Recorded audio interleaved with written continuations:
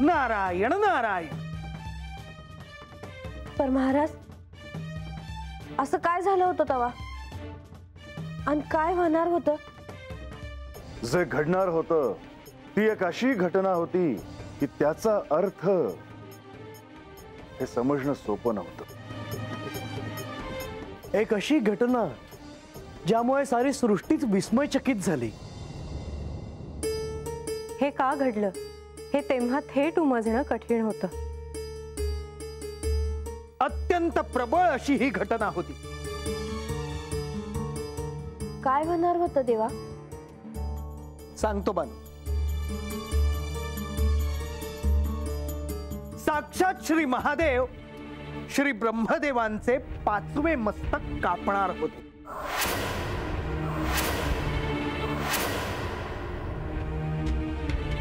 काय म्हणला सा महाराज? खरंच महादेव ब्रह्मदेवांचं मस्तक कापणार होते? होय बानू. बानू, आज साऱ्यांना कळेल ती घटना ही प्रतिकात्मक तर होतीच, परंतु परिस्थितीला पूरक देखील होती. ती घटना घडण्यामागे काही कारणं ही निश्चित होती. आज आख्यानाच्या अनुषंगाने हे सर्वांना कळेल. होय देवा. मुनिवर, आख्यानाला प्रारंभ करा. नारायण नारायण. ही घटना घडली त्याआधी त्रिमूर्तींनी प्रजापती पदासाठी दक्ष यांची नेमणूक केली. प्रजापती पद हे निर्माण झालं ते सृष्टी चक्र सुरळीत चालावं म्हणून. कारण त्यावेळी श्री महादेव हे विरक्त झाले होते आणि म्हणून याची सुरुवात झाली होती. ती आता अशा वळणावर येऊन पोहोचली होती की ज्यामुळे ही घटना घडणार होती.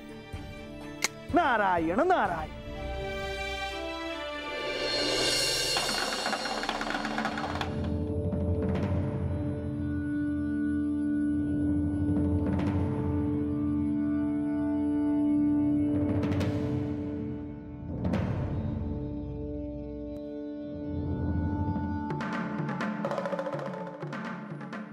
वेद ह्या सृष्टीच्या उद्धारासाठी अत्यंत महत्वाचे आहे.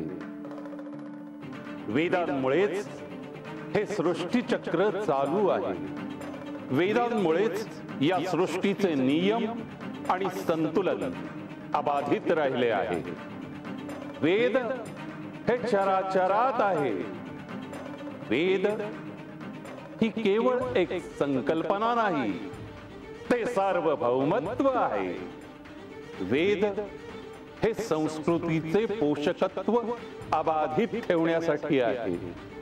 वेद हे देवांचा प्राण आहे असे म्हटले तर ते अयोग्य ठरणार नाही.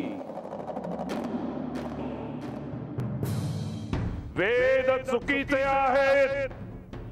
वेदांना नष्ट करायला हवं.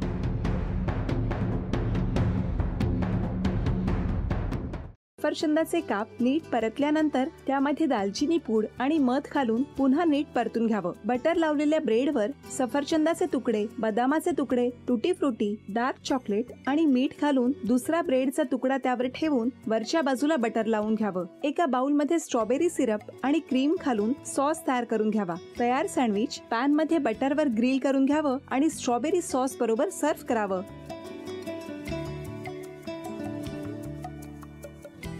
हे जेव्हा बोलत होते तेव्हा मी बघत होतो की या दोघांनी स्वतःचा संसार उभा केलाच, पण स्वतःच्या संसाराबरोबर अनेकांच्या आयुष्यात आनंद निर्माण केला.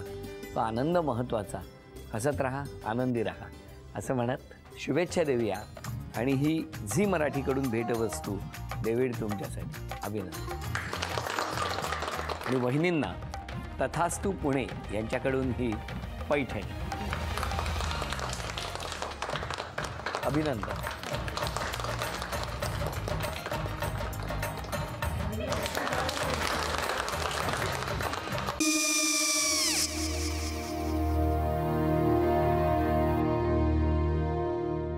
काय गो हा काय झालं काय झालं काय आले मी निकाल लावून आली हो पण तिची आईच काय बोलली तिला वाटलं का सगळ्या निशाने आपल्या चुका कबूल केल्या का आई मी चांगलं सुनावून आली आहे त्या तिची बाजू घेत होत्या पण मी लक्ष दिलं नाहीये खूप झालं आता चांगुलपणा खूप झाला मऊ दिसलं ना की कोपऱ्याने खणतात ना माणसं ते असं अगो पण आईच म्हणली काय तिची पटला काय ती का मला माहिती आई मी तुम्हाला नंतर फोन करते हो आणि आई बाबा जे बोलले त्याचं वाईट नका वाटून घेऊ सॉरी सॉरी काय त्यात नेहा आले आई मी येते हो काकू येते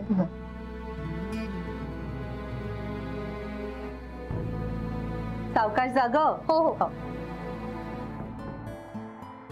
मग काय काकू कधी उडवता लग्नाचा बार बघूया